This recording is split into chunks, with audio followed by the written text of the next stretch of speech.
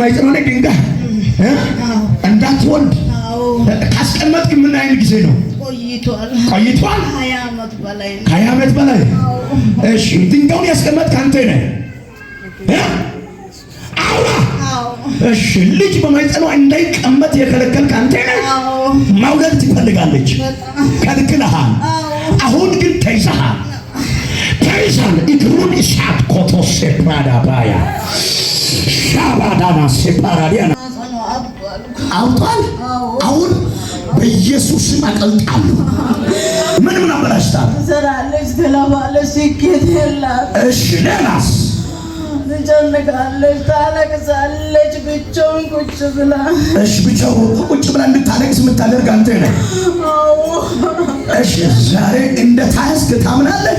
አምናለሁ። እሺ እንዴት ሆነ ትሄዳለህ? ያው እሄዳለሁ። 6 ጊዜ ማይጸን ላይ ያስቀመጠው ድንጋዩን ይዘህ እየጮኸ ወደ ሲኦል ወደ ቀጥል። 1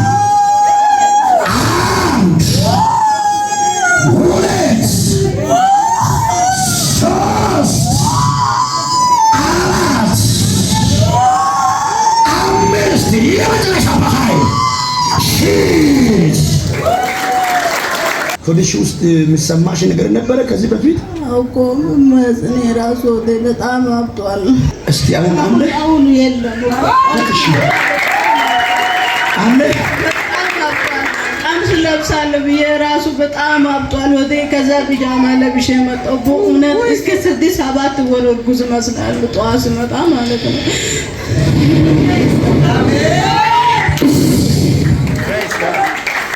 የፈራችሁት ነገር ምንም የለም።